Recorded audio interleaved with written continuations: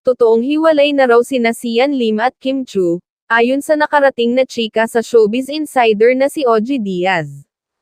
A friend of mine, and a friend of Sian and Kim Chu told me na totoong hiwalay na si Kim Chu at si Sian Lim, ani Ogie sa showbiz update. Hindi lang maamin ni Kim Chu, kasi nga pinoproseso pa ni Kim Chu.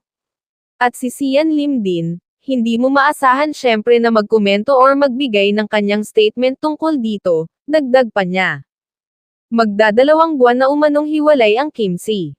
Ang pagkakaalam ng friend ko ay nauna ang Katniel bago sila naghiwalay. Siguro mga 2 months na. Pero syempre kino-quote ko lang naman yung friend ko, na yun ang sabi, dagdag pa niya. Sinabi rin umano ng kanyang source na walang third party sa hiwalayan ni Kim at Sian. Sabi sa akin ng friend ko, wala naman daw third party.